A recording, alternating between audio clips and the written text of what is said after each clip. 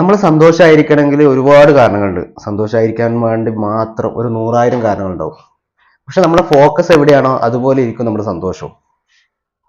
ഒരു എക്സാമ്പിൾ പറയുകയാണെങ്കിൽ, ഒരു പെൺകുട്ടീനെ ഒരു 100 ആൾക്ക് ഇഷ്ടമല്ല, പക്ഷെ ഒരാൾക്ക് ഭയങ്കര ഇഷ്ടമാണ് ആ പെൺകുട്ടിയെ.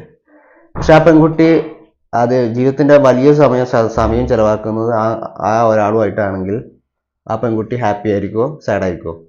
തീർച്ചയായിട്ടും ഹാപ്പി ആയിരിക്കും. എന്നാൽ വേറൊരു സ്ഥലത്ത് ഒരാൺകുട്ടി 100 പേര് അയാളെ സ്നേഹിക്കുന്നുണ്ട്, പക്ഷെ ഒരേ ഒരാൾ അയാൾ ഇഷ്ടപ്പെടുന്നില്ല. പക്ഷെ അയാൾ സമയം സ്പെൻഡ് ചെയ്യുന്നത് ആ ഒരാളെ കൂടെയാണെങ്കിൽ ആ ബോയ് ഹാപ്പി ആയിരിക്കുമോ അല്ല സാഡ് ആയിരിക്കുമോ? തീർച്ചയായും സാഡ് ആയിരിക്കും. കാരണം നമ്മളെ ആ ഫോക്കസ് എവിടെയാണോ അതുപോലെ ഇരിക്കും നമ്മുടെ സന്തോഷവും സങ്കടവും ഒക്കെ. നമുക്ക് ചുറ്റും ഒരുപാട് ഓപ്പർച്യൂണിറ്റി ഉണ്ട്. നമുക്ക് ഒരുപാട് നമ്മുടെ സക്സസ്, നമ്മുടെ സന്തോഷം എല്ലാം ഇരിക്കുന്നത് നമ്മളെ ഫോക്കസ് ആണ്. നമ്മൾ എവിടെ ഫോക്കസ് ചെയ്യുന്നു അതുപോലെ ഇരിക്കും നമ്മുടെ സന്തോഷം അല്ലെങ്കിൽ നമ്മുടെ സക്സസ്സും എല്ലാം. നമ്മളിപ്പോൾ സാഡായിരിക്കുന്നതെങ്കിൽ നമ്മൾ ഫോക്കസ് ചേഞ്ച് ചെയ്യുക. അല്ലെങ്കിൽ നമ്മൾ തകർന്നിരിക്കുക, അല്ലെങ്കിൽ നമ്മൾ സക്സസ് അല്ല, നമ്മൾ എന്ത് പ്രശ്നങ്ങളുണ്ടോ നമ്മൾ ഫോക്കസ് ചേഞ്ച് ചെയ്യുക എന്നുള്ളതാണ്. കാരണം നമ്മൾ ഫോക്കസ് ചെയ്ത സ്ഥലത്തിൻ്റെ പ്രശ്നമായിരിക്കും. അപ്പോൾ എന്താക്കുക, നമ്മളെ ഫോക്കസ് ഒന്ന് മാറ്റുക, ലൈഫ് സക്സസ് ആവുക. നമ്മളിപ്പം സങ്കടമായിട്ട് ഒരു റിലേഷൻഷിപ്പിൽ സങ്കടം നിൽക്കുന്നതെങ്കിൽ ആ റിലേഷൻഷിപ്പ് ആയിരിക്കും നമ്മുടെ സങ്കടം. പക്ഷെ നമുക്ക് ചുറ്റും ഒരുപാട് ഓപ്പർച്യൂണിറ്റി ഉണ്ട്. നമ്മളെ ഫോക്കസ് ആ ഒരാളുടെ മാത്രം ആയതുകൊണ്ടാണ് നമ്മളെപ്പോൾ സങ്കടമായിട്ടിരിക്കുന്നത്.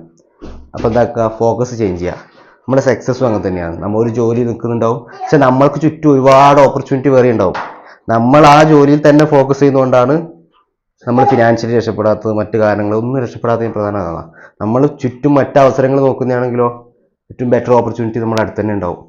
പക്ഷെ നമ്മളത് കാണാത്തത് എന്തുകൊണ്ടാണ്? നമ്മളെ ഫോക്കസ് ഈ ഒരു ജോലിയിൽ മാത്രമായതുകൊണ്ടാണ്. അതുപോലെ തന്നെയാണ് എല്ലാം. അപ്പോൾ നമുക്ക് ലൈഫിൽ എന്തെങ്കിലും ഒരു മാറ്റം വേണമെന്ന് ആഗ്രഹിക്കുന്നുണ്ടെങ്കിൽ എന്താക്കുക, നമ്മൾ ഫോക്കസ് ചെറുതായിട്ടൊന്ന് മാറ്റാം. അത് എന്തിലാവട്ടെ, ഇനിയിപ്പം പഠിത്തത്തിലാവട്ടെ, ഇനി വേറെ എന്തെങ്കിലും കാര്യത്തിലാവട്ടെ, നമ്മളെ ലൈഫിൽ എവിടെ സക്സസ്സിലാവട്ടെ, ഇനിയിപ്പോൾ ഫിനാൻഷ്യലി നമ്മൾ സ്ട്രഗിൾ ചെയ്യുന്നുണ്ട്, അപ്പോൾ അതിനൊരു കാരണം ഉണ്ടാവും. നമ്മൾ ഫോക്കസ് ചെയ്യുന്ന സ്ഥലത്തിൻ്റെ പ്രശ്നമായിരിക്കും. നമ്മൾ ഫിനാൻഷ്യലായിട്ട് പ്രശ്നമുണ്ടെങ്കിൽ നമ്മളെ വരുമാനം തരുന്ന നമ്മുടെ മാർഗം നമ്മൾ ചൂസ് ചെയ്തത് തെറ്റായിരിക്കാം. എന്ന് വെച്ചാൽ വേറെ 100 അവസരങ്ങൾ ചുറ്റും ഉണ്ടാവും.